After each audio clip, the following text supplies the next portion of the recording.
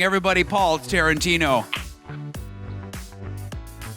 Thanks, guys. So without any further ado, Robert, if you come on up, Robert Breedlove, no introduction needed. I'm sure you're all aware of his work. Monika Bravo and Wesley Schlemmer. So while I pull out my questions, maybe we'll start with you, Robert. Give a little bit of your background and tell the audience who they are, or who you are, if they don't already know, but I doubt that's the fact. My name is Robert Breedlove. I'm the host of the What is Money show.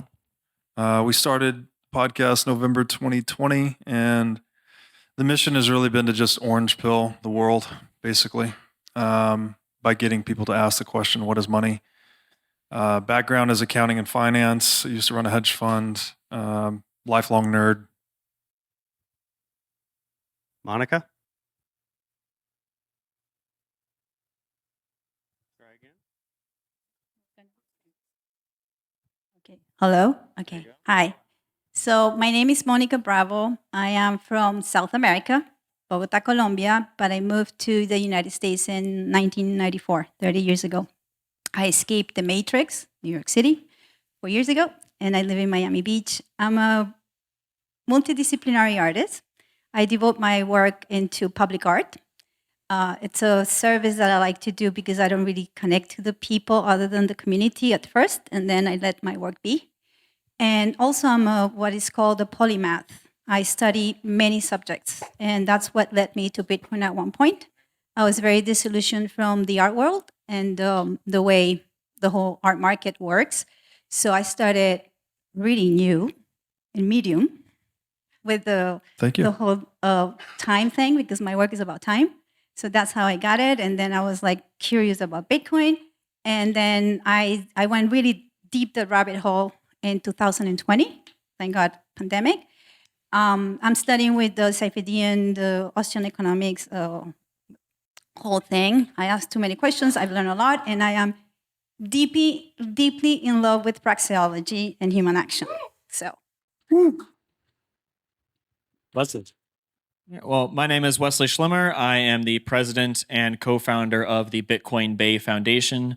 We are the first and currently only meetup turned nonprofit in the United States, and I love to see the meetups that are in here, like Prem and with Bitcoin Brunch and others across the country are starting to look into this as well. Incorporating into the structure. I am a recovering biotech employee. My background is chemical and biological engineering, so I kind of broke out of the matrix through my work in biotech research, and I realized that I was being groomed to facilitate this beast system. And I'm like, well, I can't do anything about this other than take my labor away. So that's where Bitcoin kind of came in as Bitcoin came in like as an actual alternative, that this is, it's nonviolent. It's something that actually, can perpetuate what the things we want to see as opposed to destroy the things that we do. So that's the shortest way I can say I got here. All right. Excellent. Thanks, guys and girls. So when it comes to contemplating Bitcoin philosophy, a lot of it is driven around, at least in my mind, caring for other Bitcoiners, right? Explaining this thing at a deeper level to deliver some value to help form a culture. So Wesley, we'll start with you. Why are you here? What's your driving motivation, and why should people care? Well, I'm here today because the team of John, Michael, Drew, and Jack Fife put on a great event at Bitcoin Day Naples, and they had the Naples Bitcoin chapter down there, and I met them and through this stuff with Bitcoin Bay. The grander why am I here? I have no freaking idea. By the grace of God, really. I quit my job during COVID, and I lived in Boston. I moved back home. Moved in with my parents, just wait for the world to finish collapsing. And then when that didn't happen, I was like, okay, I guess I need to actually do something. So fell into the mining rabbit hole, met a guy on Telegram that was local to Tampa. He brought me to the Bit Devs. I met Ben, our Lightning dev, and another guy there. We became best friends overnight, started Bitcoin Bay a year ago, pretty much today. We incorporated as a nonprofit, and now this is my full-time job. Excellent. So I don't know why I am here, but I'm having fun doing it, and I think everyone else is too. So I keep doing it. All right. Robert, what's your why with Bitcoin? Well, I think the question why is a really good one, actually, and it goes direct to the heart of praxeology, which you just mentioned, because man must act, right? We must take action, and to act is to employ means in the pursuit of ends. So why am I here today? I think this platform, this literal platform and this figurative platform, is a way to amplify the message of human freedom, which is what I try to do on my show every day. I think it's reducible to life, liberty, and property. It's a very simple ethical code that we can all live by. It's been known about for centuries, yet we still struggle to implement it into our day-to-day lived experience. Yet I think Bitcoin offers, and it energizes this adoption of ethics, which is very interesting. I don't think we've ever had a system of economic incentives that encourages us to adopt a particular ethical stance. And that's fascinating to me, right? We've always had the rule of law as kind of the proverbial stick to keep us from doing wrong, to try to keep us in line. But we needed a good proverbial carrot. And I think that's what Bitcoin is. And I'm really excited for its potential to transform human action at scale forever. I want to dig into that a little bit. So what is it, do you think, about Bitcoin, this sort of ongoing time chain that's rational, trustless, repetitive, and it's sort of a rule set that allows ethics to evolve on top of it? Like, how do we go from this sort of technology to start even contemplating philosophy and ethics? It's all a game. Language is a game we're playing right now. English is an open source software, right? I'm signaling to you my intentions, my thoughts. You're decrypting the words because you're running the same software. We're all playing games all the time with one another. It's all we do. It shouldn't really have a negative connotation. I think it's play that allows us to kind of bootstrap these social institutions and abstractions and all these things that we use and that define us as human beings. The problem has been the power to make the rules is so incredible, right? If you can make the rules, well, then you can win whatever game you're making the rules for forever. You can win the game in perpetuity. And so we've been struggling as a species to establish a firm set of rules that are unbreakable, unshakable, inviolable. And we've come a long ways. Like we should, for a bunch of apes that walk on two legs, we've come a long way. But I think we needed something like Bitcoin. We needed to throw the ring of power into Mordor, like if that is the metaphor for the money printer, which we use to break the rules, twist the rules, etc. That power needed to be extinguished, I think, once and for all. And I think that's what Satoshi has done. He's given us a permanent level playing field on which humans can build a sustainable civilization and a true civilization, not one based on political coercion and warfare, but just on ethical principles. Great. Monika, I know you and I have had some discussions about the why and the way you look at this sort of evolution from the protocol to philosophy. Maybe you can tell us your why and maybe tie that into the same question.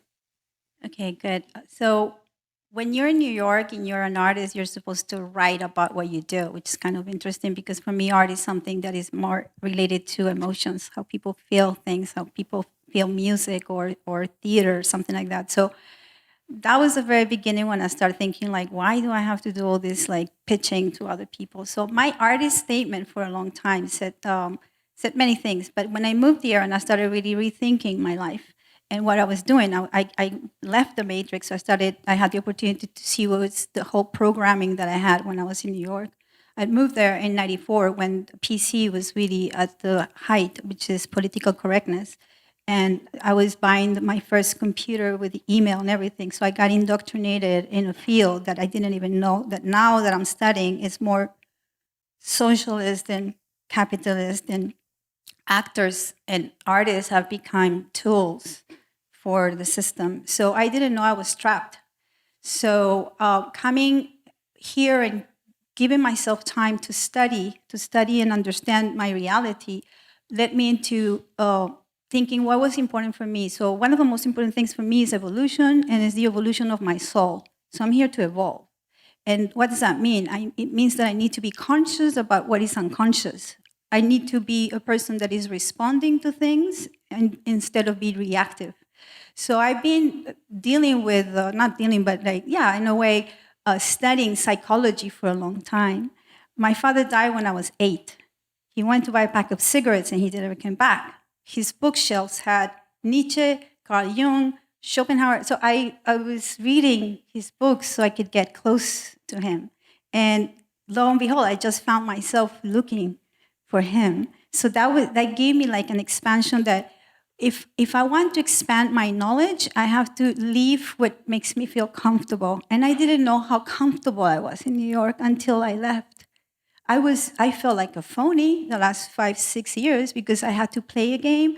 I knew it was becoming very complicated because my middlemen, like the galleries, they were always saying to me, "You're asking too many questions," because I always wanted to know where the money was going and how come they were not paying me my part.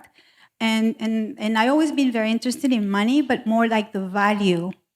And so that's why I'm so attracted also to human action, is because it has given me the opportunity to understand that the value that I give in my life, my time is the most valuable thing that I have. And if I do not connect to that on a day-to-day with everything I do and everything I eat and how I even meditate or not meditate and become and respond, then I'm not making sense. So that's what Bitcoin has given me the opportunity to synthesize all the disciplines that I'm so interested in. So for me, Bitcoin is a state of consciousness. And it's a state of mind that everybody's going to arrive to at wherever stage they are. I'm not here to make people say that you should do this and that because, please, I don't like followers. I'm not a guru. I hate all that. I'm just here to inspire people to be authentic. So you just shared a little bit.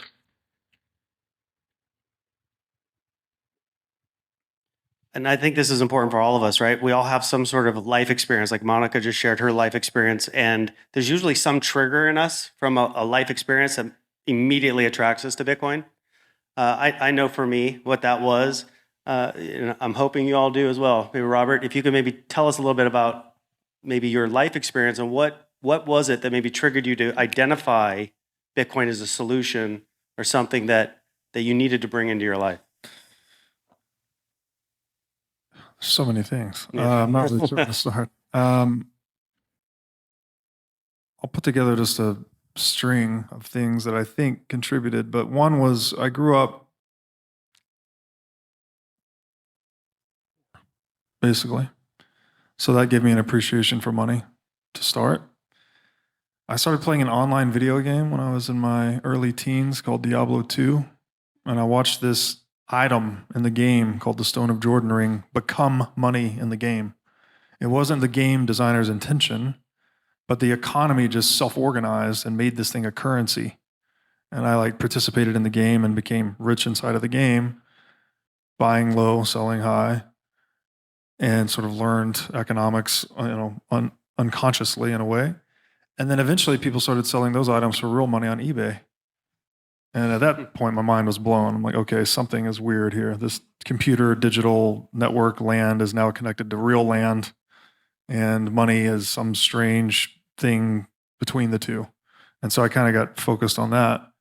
My father was an accountant, so I went to school and studied accounting and finance. And reading The Creature from Jekyll Island in my early 20s was probably the last straw for me. I mean, that just gave me the glimpse into the abyss that is central banking and fiat currency. This was pre-Bitcoin though, so I kind of took that bitter pill and then kind of put it on a shelf because I didn't know what to do about it. Had no idea. And then fast forward roughly 10 years, I discovered Bitcoin thanks to the book, The Bitcoin Standard by Saifedean Ammous. I realized, oh shit, this is the answer to the problem that G. Edward Griffin had identified in The Creature from Jekyll Island. And the rest is history. Great. Wesley, can you take us back to that point in time where you've discovered Bitcoin and it answered questions or solved problems for you? Yeah, so it didn't immediately I wasn't like, oh wow, this is gonna change the world, but I was just like investing in college. So I on Coinbase, I think you could get like Bitcoin, Ethereum, Litecoin, and Bcash.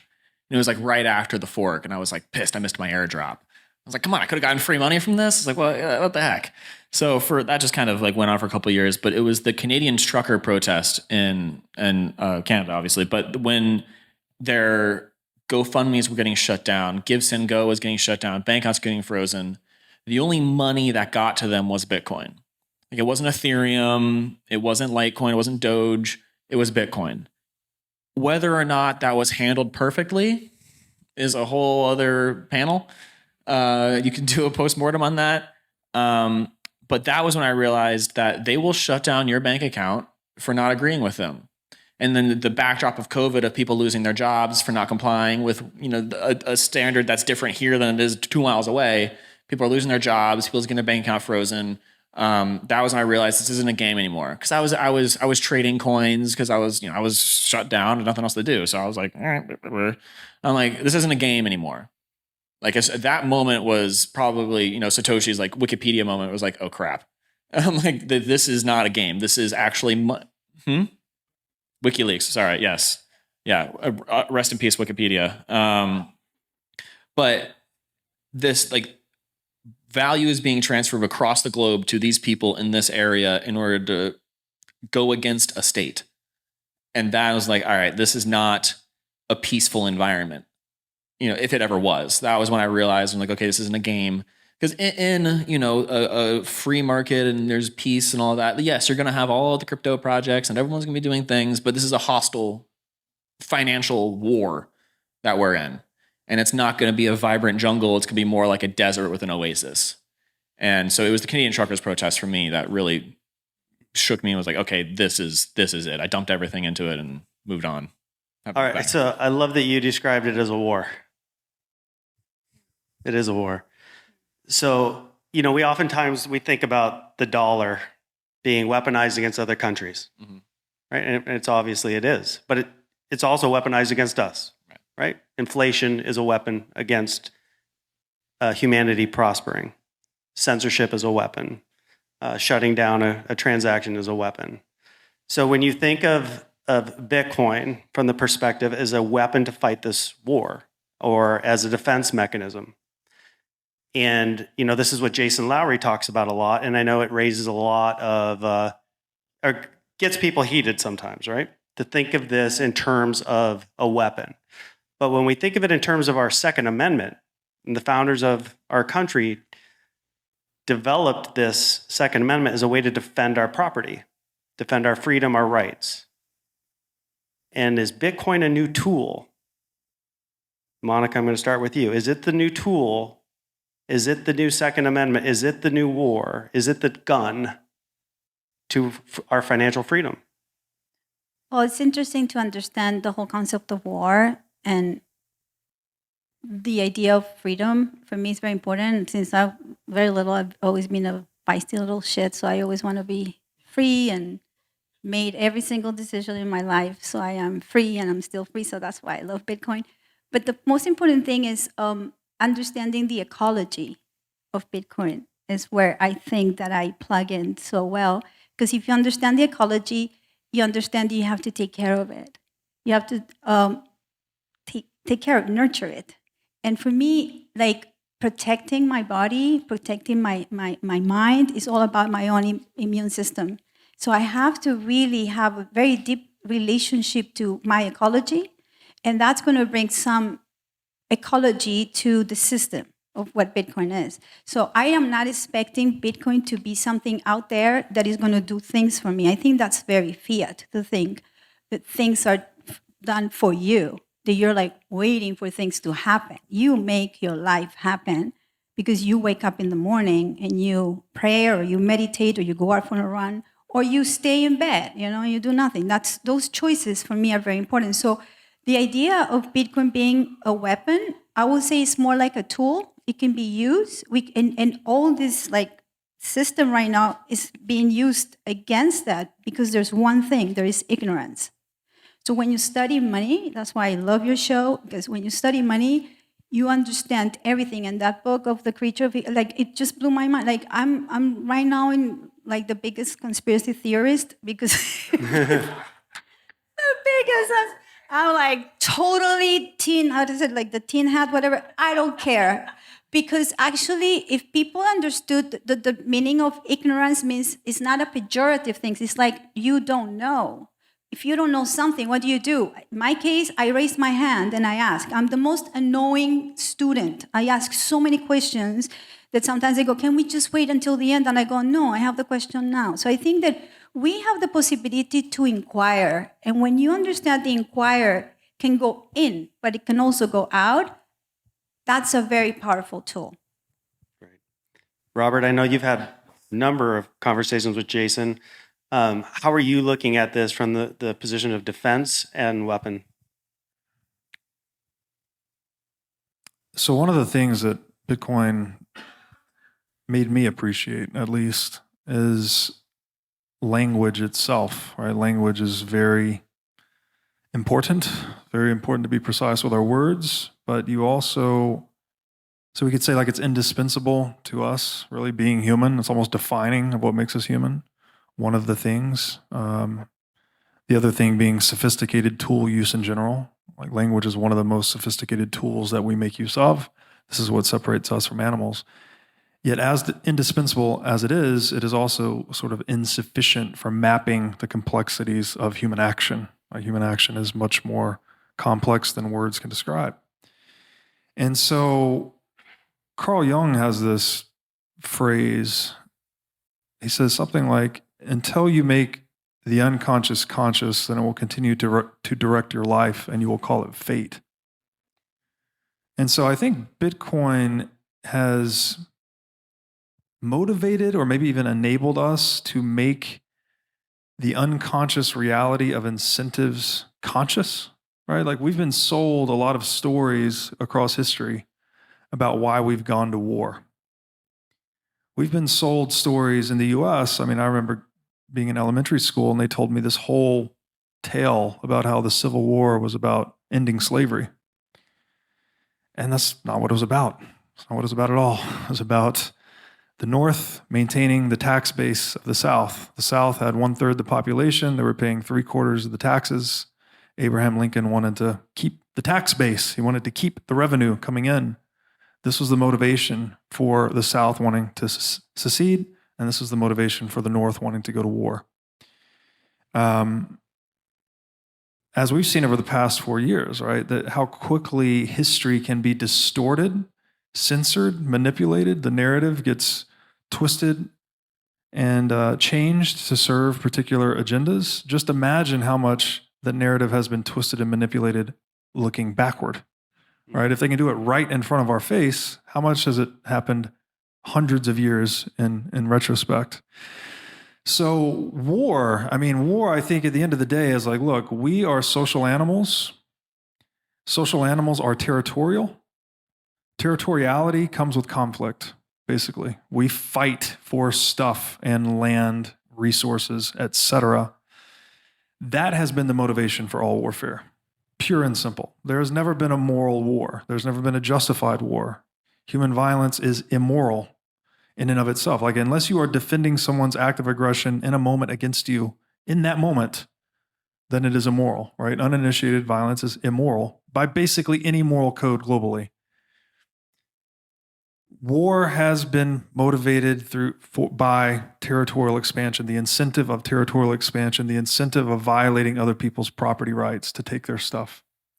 And so Bitcoin, hopefully, is a step toward the abolition of war, right? Giving people a form of private property that they can hold that is inseparable from them, inviolable private property, this ancient notion that was written about in 1215 Magna Carta, right? Life, liberty, inviolable property. We never had the implementation of that.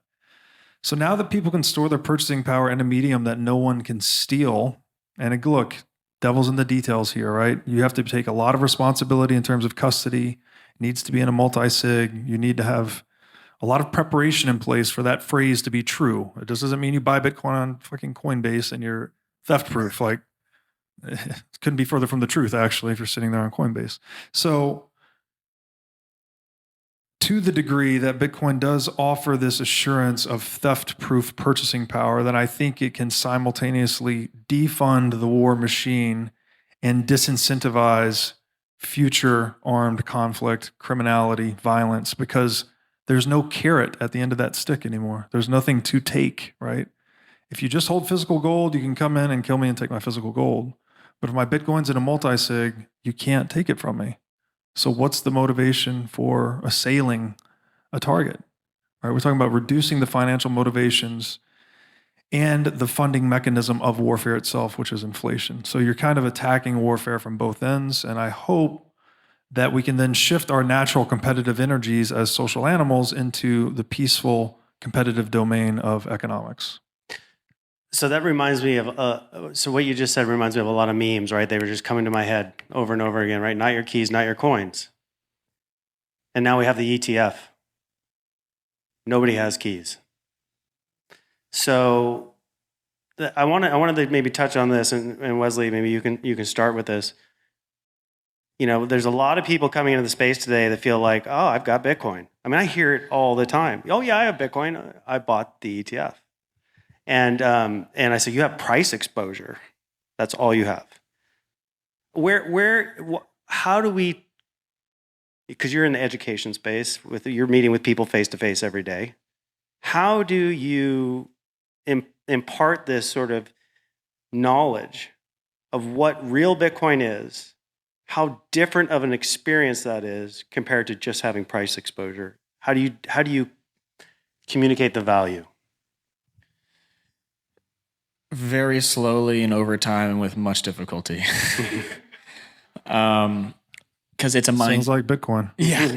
Yes. Especially if you mine. But it's such a change in mindset that's required. So when people come to me and they say, well, I want Bitcoin, I want this, I want that, I want that. I'm like, why? There's just like, we started this conversation. Why do you want this? What do you want? Do you want more dollars? Do you want to protect your purchasing power? Do you want to hand down things to your kids? Do you want to be financially free in the digital age? And the people who just want more dollars, and like Tampa is for those who haven't been, it's a banker heavy city. All of downtown are just banks. So everyone I talk to are wealth managers, real estate people, or retirees. So I already have, $4 million in my Fidelity account, and if I have to take it out, I'm going to have to, and I'm like, all right, well, so there's Unchained Capital that has the collaborative custody and the inheritance planning and all of that. There's River, the financial that does the services. So most people get it. Like if they are like doing stocks already, they know they don't have the stock. They know they just have IOUs. So whenever they're like, oh yeah, I grabbed some of BlackRock's Bitcoin. And I was like, well, that's not real Bitcoin. They're like, yeah, but I don't want to deal with it. I want me to hold my own money. Like that's why I have a financial advisor. So I don't, and I deal with plebs mostly, honestly, the people that come in, people are worried about getting scammed on something like that or other. So I'm not really in the sphere of the people who work in, the ETFs and stuff like that. But the mindset of our grandparents haven't had sound money. No one who is alive has a parent that had money before the Federal Reserve. So we are so used to not holding our own keys to anything. People like love convenience. They love it. Everything's on my phone. I have my card. I don't have to carry my wallet anymore. People don't even carry cash anymore. So the issue that we are faced with is changing people's minds. And that is a slow, methodical process that's taken generations to get people to the point now where they are almost allergic to responsibility. So it's mostly dispelling the fear of, well, I don't want to lose 10,000 Bitcoin. I'm like, well, one, you're not getting 2,000 Bitcoin. I don't know who you. And then explain to them the new tools that are available now, like seed phrases didn't exist when everyone was losing that Bitcoin. That's why people were losing 10,000 Bitcoin or 500 Bitcoin, and also it was like 50 cents a coin, $1 a coin. They weren't valuing it like they are now. So a lot of it is updating their understanding of the situation. People aren't just losing Bitcoin willy-nilly. Updating that, and then also just finding a way and then showing them how easy it is. Like, you've used Venmo before. you can use Bitcoin. You just don't even have to download an app. You just go to mutinywallet.com, boop, there you go. Scan the QR code, now you have Bitcoin. So a lot of it is updating to the current mindset of what is possible in Bitcoin, what are the limitations of it, what are the storage issues, and then showing them how it's not this scary, ethereal thing. It's as easy as a QR code on your phone. So it sounds like first world problems to me. Yes. Monika, you grew up in Colombia. You've told me about some of the violence and the danger you experienced growing up. And when I've worked with people from South America, they immediately grok Bitcoin. They immediately see the value. So what is it about growing up in that kind of environment where you're more likely to embrace the sovereignty of Bitcoin? Sorry. Hello? Yeah, better. So when I grew up in the 70s and 80s, with all like pew was happening everywhere, drugs. It was really, really bad. And so I grew up with like a state of fear, like something's going to happen to me. So you learn to value your life like this, because I actually developed like very deep skills about my body, like my senses, my instincts and everything, because I still to the day, I don't, even in New York, I would never walk without being aware of something like that. So in South America, for instance, I do a lot of teaching. I teach mi primer Bitcoin, my first Bitcoin, to all my female friends. I want them to be free from their husband's money. And they're like, whoa, we can do this? And I said, and you don't have to ask permission. It's okay. So I've been doing this. It's been going very well. So now they're sending me the nephews and the nieces. So I'm starting, 13, 12. And so I proposed to Saif the other day. I said, why don't we make the book of Austrian economics for children? If he's not going to do it, I'm going to do it, because I think that we can tell stories. If I've been telling stories to children, and especially Colombian, I'm right now devoted to my country, because right now we have a horrible, horrible government that is very socialist, and people are starting to be very afraid. So now everybody's paying attention to Bitcoin. Everybody right now is like, because he's talking about expropriating land, and people are like, now they see it.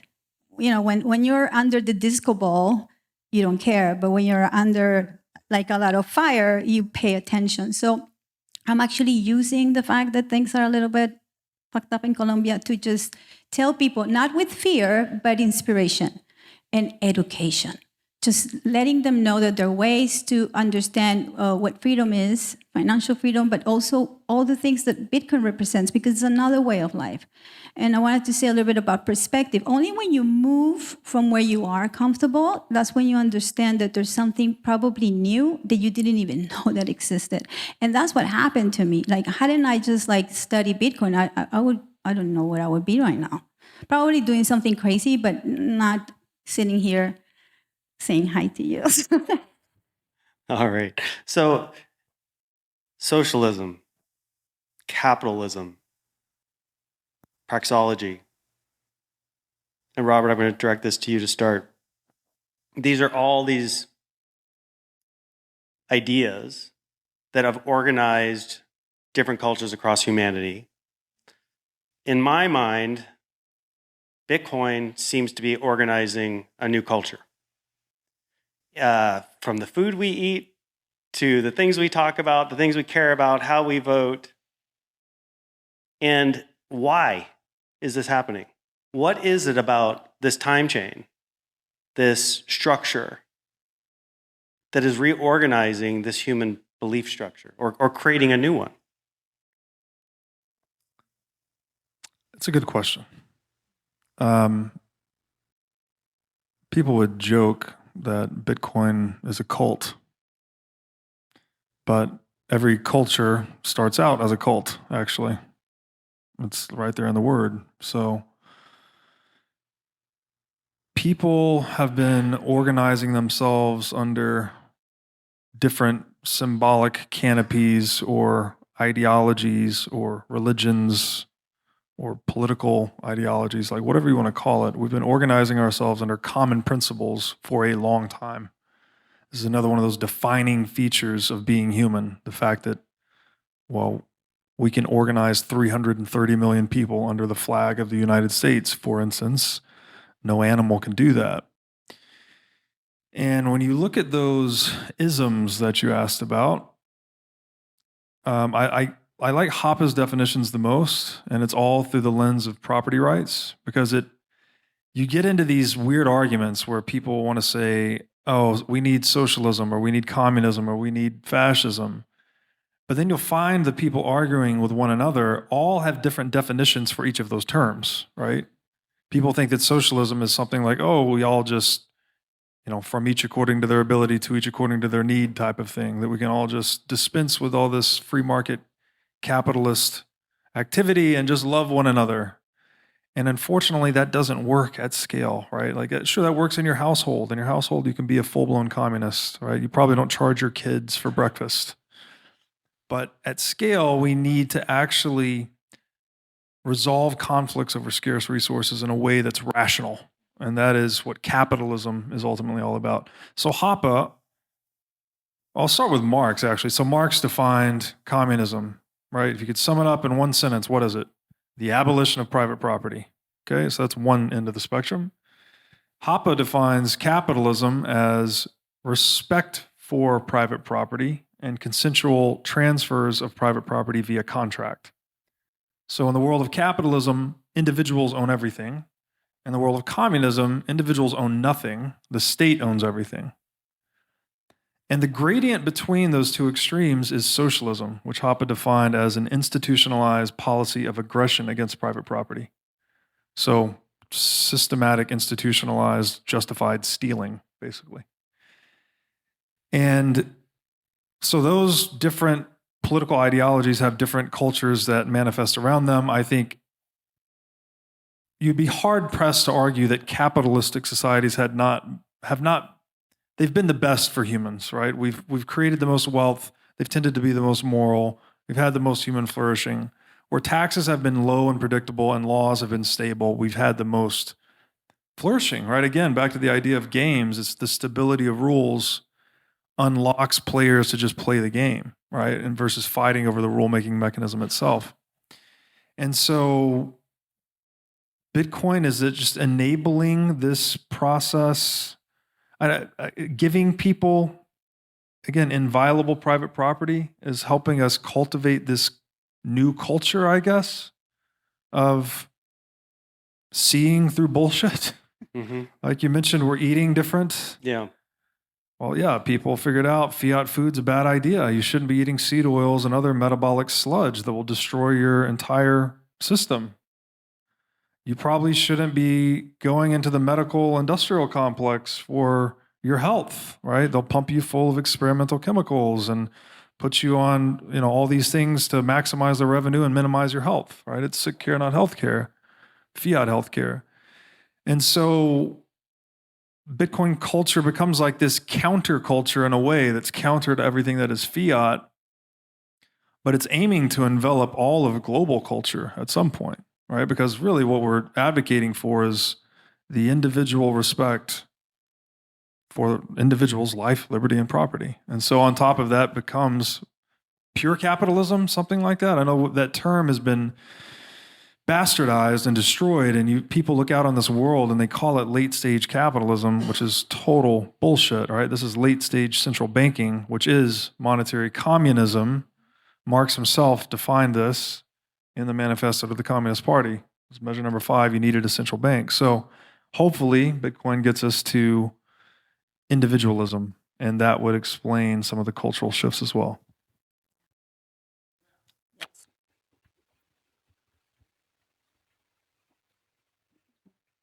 So when I think about this, and Monika, you and I talked about this a little bit outside, we have a base layer right now that's based on lies, confiscation, distrust.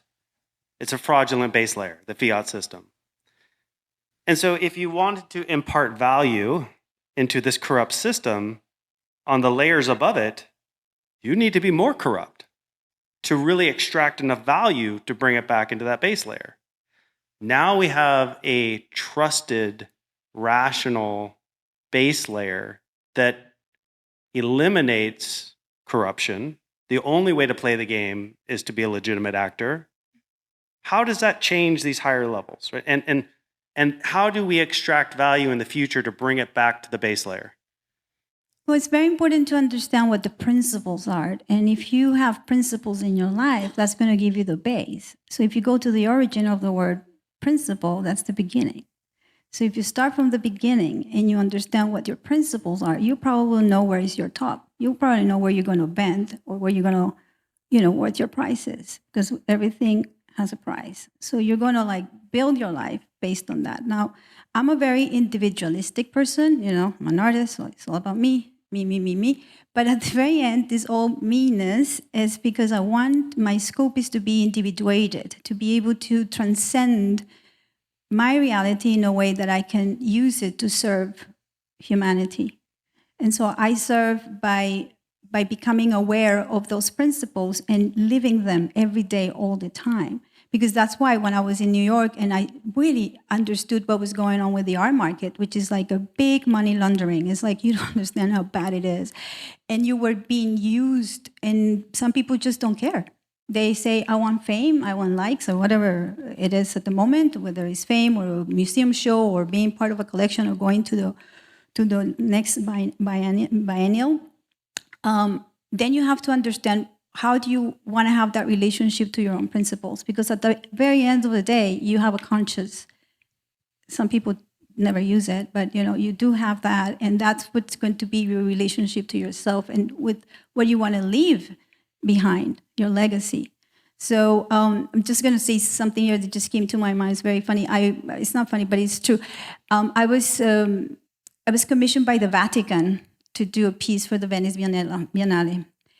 And I grew up as a Catholic, but I don't practice Catholicism because not a single nun was able to tell me how come my father was in heaven, day after he was dead. So I always been very spiritual, but not religious. And so I had to deal with the Vatican as a commissioner, as a business. And they were hell. And I don't even know why they hired me because, I told the curator, like, you know me, why you want me? And they said, because we need somebody from South America. So I was okay, but are you sure? Because, I'm going to make a piece. They actually wanted me to do something I've done before. And I said, no, this is a commission. It was a very good money. It was very good opportunity. As they say, it was very good exposure. And I said, well, I'm going to do it. Some artists were like, why are you going to do that? And I said, because I'm giving the time and the money to create something that is going to create a dialogue. So my whole thing was, and this was funny because I made a piece about, I was given the Gospel of John, which is a very beautiful gospel. In the beginning, there was the Word, and the Word was with God, and God was with the Word. So I speak Greek because I lived in Greece, and that gospel is in Greek. So when you read the Greek, the word logos is not word. It is translated as word, but it means more than that. So my idea for the project was propose something that is beyond the word. So actually I created a piece that is trans after meta, the word, and I want to create an experience where the viewer will find his own experience about what the word of God is, because God is represented in so many different ways. It could be a sunset, it could be holding your mother's hand before she dies, it could be many things. Sorry, my mom died 6 months ago and I just thought of her, so she's here with me. So when I did that piece, I decided to defy the Catholic Church, and I decided to use as a reference Malevich, one of the most important artists in abstract art, but he ended up staying in Russia, so he became a communist, but by default. So the curator and the cardinal and everything was like, you cannot use Malevich. And I said, why not?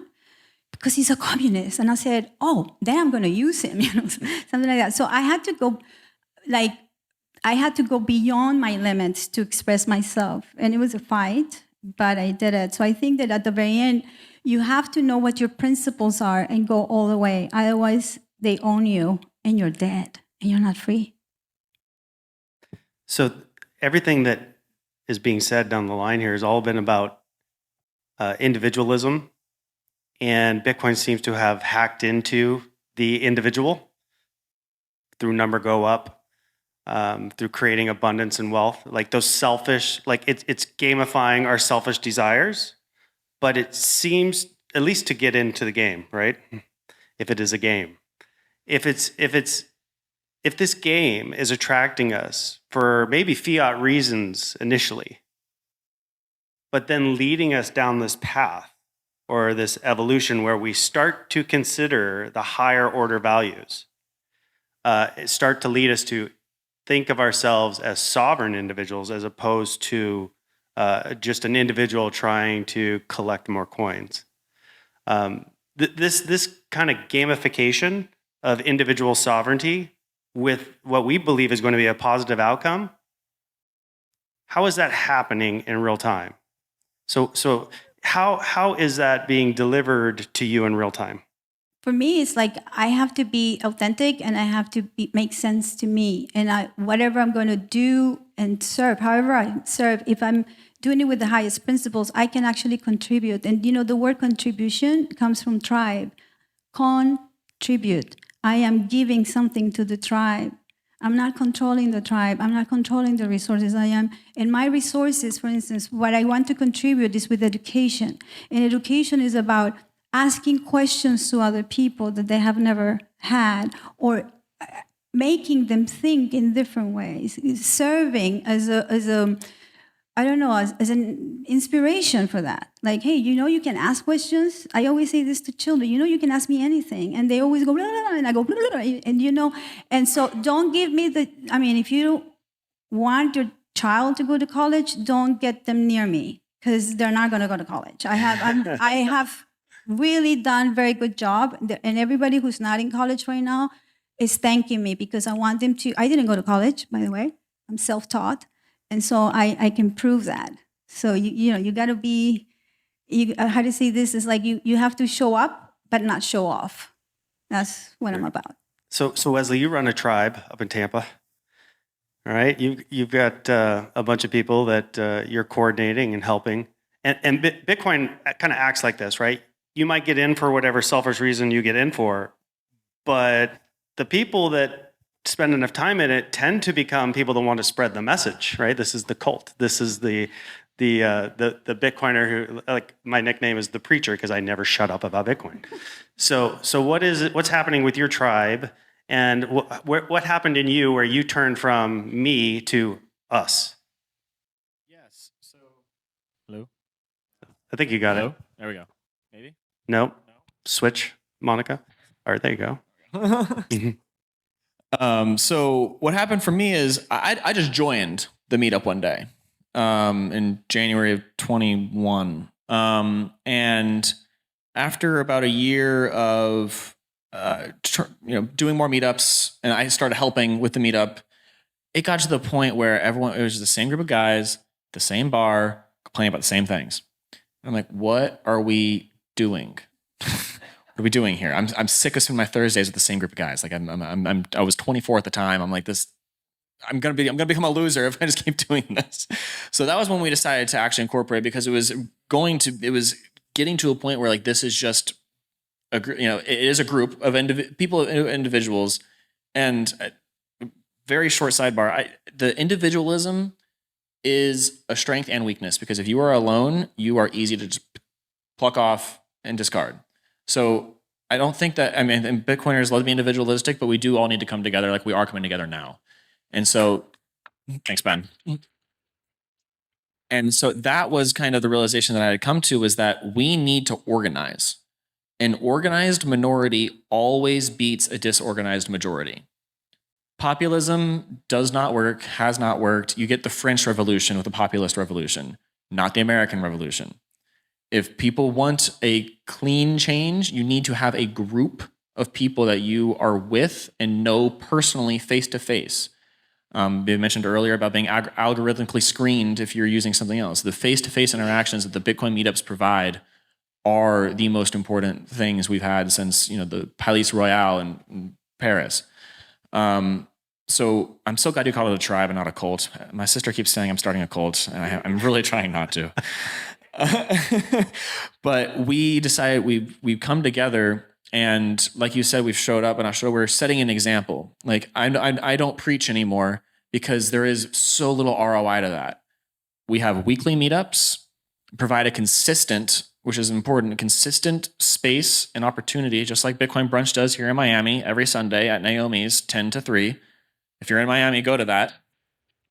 A consistent focal point for people to come and gather. And so we use Bitcoin as that. I'm not organizing for Bitcoin. I'm using Bitcoin to organize. We are building a community that, as things continue to degrade, you know the person down the street from you. You know somebody who you can get your pipes repaired from. You know a rancher that can get you good quality beef. You know, through the things that we have the Florida Beef Initiative, which is a chapter of the Beef Initiative. So if you ever want to spend Bitcoin, buy beef from a farmer. We are building community because if we don't, it's being degraded. I mean, the church used to be a very strong community builder. You had families that would live in the same neighborhood up until probably my generation. You know, I'm only 27. My whole family grew up in Bradenton, Florida, and they were all together, and then everyone slowly dissipated. You don't have, you know, now like the LATAM communities, you have the grandparents down to the grandkids all live in the same house. And while it's chaotic, that's a community. And if something happens to somebody in that community takes care of them. So if we're all individuals that are, you know, we're pure capitalists, and if you're not working hard enough, you're not making money, and you're on your own, you need that community to lift you up, and you all lift to get each other up. And so I'm doing this as a very selfish reason. I want to be able to live on Bitcoin. I want to be able to spend Bitcoin in my area. I want to not have to I don't want a bank account. It's a liability. I don't keep any more money in the bank than I'm willing to lose at this point. Yes. Which, if you ever want to shock a normie, say that. Can we get a t-shirt? Yeah. Yeah, feel free to take the t-shirt. Just donate to Bitcoin Bay. So I'm not sure if that really answered your question. No, it did. I thought it was wonderful. Thank you. We only have a few more minutes, so I'm gonna try and wrap this together because you brought up religion, and I often see Bitcoin spoken about in religious terms. I also see people taking whatever their spiritual beliefs are and tying Bitcoin into it. We're seeing it in the Christian community. We're seeing it in the Muslim community. You name it. Robert, I believe you've got a religious background, some strong religious beliefs. How does Bitcoin fit into that for you? Yeah, it's a good question. So I grew up in Tennessee, and one side of my family was fairly religious. They went to church frequently, and that was my aunt and my uncle, who we spent a lot of time with. And then in my household, we did not go as much. I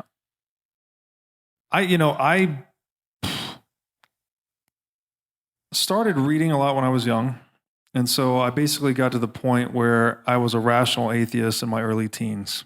So probably 13, 14 years old. I just thought it was all fairy tales, basically. Good fairy tales, feels good to go to church, nice excuse to spend time together, good backbone for the community. But I didn't think there was any truth to it. It was through getting into Bitcoin that got me introduced to Jordan Peterson's work and his book, Maps of Meaning, and his lecture series, The Psychological Significance of the Bible, that made me look at religion and mythology with fresh eyes. And I've come to see it as something much more serious. It's hard to talk about in just a few words. We have entire series on this. I was recording a series this morning on Jordan's Maps of Meaning book. We have, probably 10 episodes in that series. And like I said, I just recorded another one today. So how do I view it? I mean, look, Peterson actually has a great answer to this when people ask him, does he believe in God? He says, no, but I act as if he exists.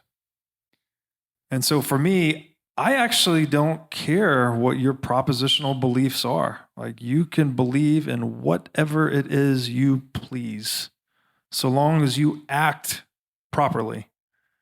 And for me, proper human action is, I know you guys are probably sick of hearing me say this, but I don't know what else to say. It's just life, liberty, property.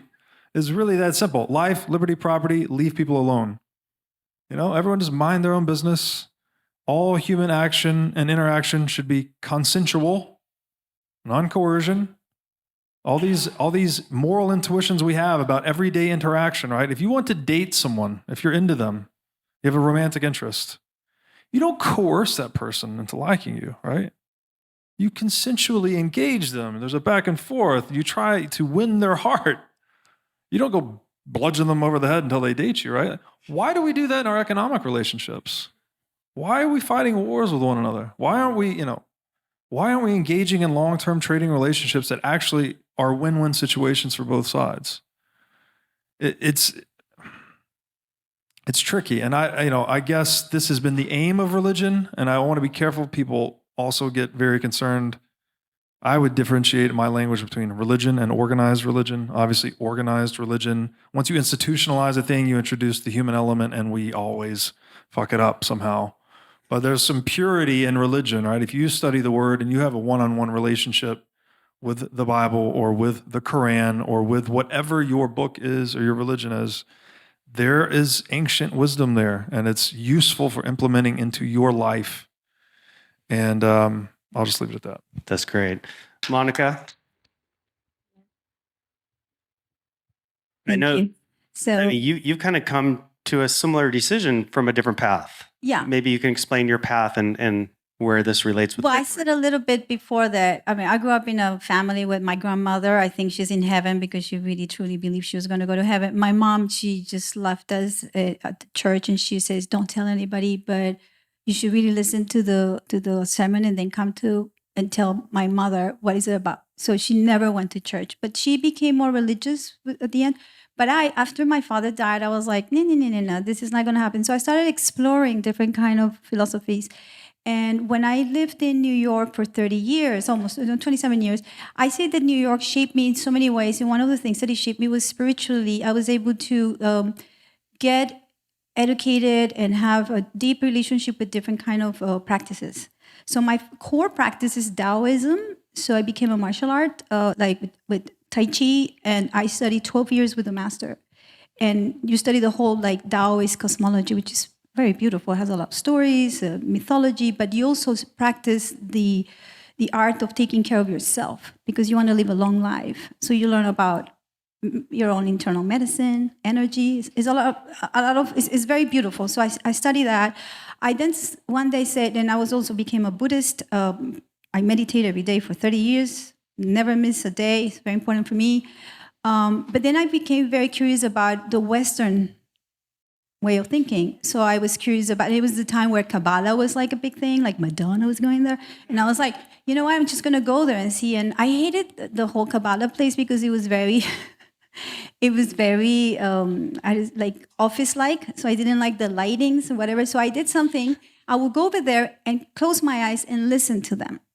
Would not look, so I would not get distracted who was speaking. And what they were saying, it was not very different from the Bible. It was not different. It was just like they were speaking about the word of God in their own way. So I did study 5 years until all these places, they want to recruit you because at the very end, they want you to be paying money. So I have a thing that I know exactly when to leave. So I do Houdini, boom, I disappear. So I always go for the Dharma, for the teaching, and then I never stay to just place respect. So I have a very broad way of connecting to my spirit, but spirit is the most important thing in my day. So I wake up and I always connect to my spirit, connect to my mom or my dad or somebody bigger, a higher self.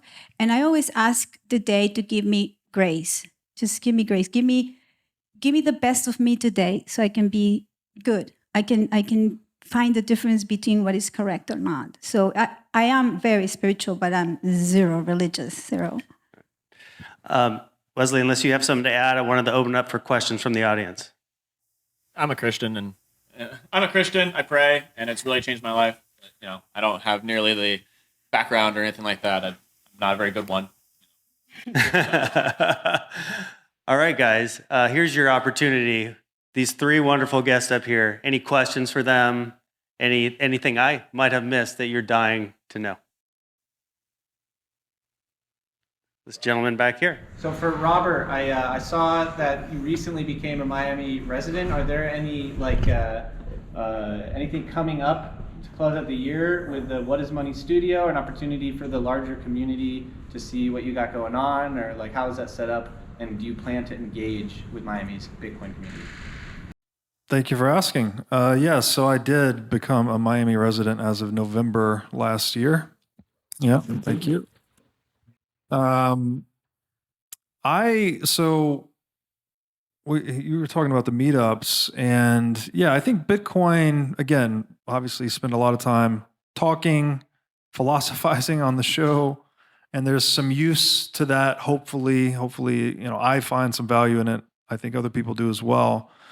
But you do get to this point where the words get a bit tiresome and you're ready for a little bit more action, a little bit more kinetic activity, I guess. So we're looking to start doing some retreats, actually. So we're going to put together, sorry, ladies, it's going to be men's groups initially.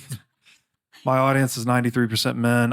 Thank you. Yeah, I don't think I have much to give the women in way of life decisions or guidance, let's say. But hopefully, with the men, we can put our heads together and figure out some good ways to start creating some real community, getting people in touch with themselves, right? In touch with responsibility, traditional masculinity, just how to lead a proper life in the world, being a respectful, competent adult. Hopefully living on a sound money standard. I'm also starting to work with this group. They're called the Farm at Okefenokee. And so they have a regenerative agriculture co-op at the Florida-Georgia line, which is about 6 hours north of here. And they're basically building a citadel. They've already constructed 25 custom cabins. They have plans to construct 475 more. I bought a plot there. Going to build a cabin. They have their own food, their own electricity. They're building like their own church, their own school, their own shooting range. Yeah, it's pretty incredible. So that's kind of like my backup, bug out plan, basically. And I'm hoping to invite more people into that community and figure that piece out. And yeah, I'm always listening to market feedback. Like, if there are things you guys would like to see done, if it's, these type of events or public lectures or meetups, I'm really all ears. But I'm an introvert naturally, so it doesn't come natural to me at all to want to do these things. But I see the value in really getting after the community building. So I admire what you're doing, and I hope to do more of that myself and come out of my introverted shell and go after it. So yes, thank you for asking. Wonderful. Other questions? Yeah. Hi, Monica. I'm curious, what art piece did you produce for the Vatican? Okay, so I made a piece. That was called Archetypes because I really like the word. It's the beginning. Archi is the beginning, and typus is like form. So it's a primal form that all humans are connected to unconsciously. So I wanted to work a little with that, but I also do a lot of installations that are moving images. So I created these panels. It was like a labyrinth that you go in, and it's very colorful. My work is extremely colorful. So I created these panels that had colors, and then they had these TVs, very big TVs, where there was some images that I took from Malevich. But I combined, you have to see it, with landscape, and then I had the words in Greek projected on glass. So it had, the best part of the piece for me was something that people could not see, but could listen. So I had this very direct sound pieces that they will come from nowhere, but they were reciting the verses of John. But I had given them to 6 people in 6 different languages that I can speak, so they could just recite the words, like in a way like you go to the shop and say, I want 2 eggs, 1 milk, something like that. So I completely distorted the words of the gospel and put them in there. And I wanted people to feel like they're listening to the word of God, but you don't understand it. Because a lot of people recite things in the Bible, they don't even know what it means. So that was my whole thing. It's like, and I made other pieces that were like that you couldn't read. So I'm making the impossible possible, like asking questions. You recite the Bible. Do you actually understand the story behind? It's an allegory. It goes beyond just like, it's not literal. So that's what I did, yeah. Anybody else?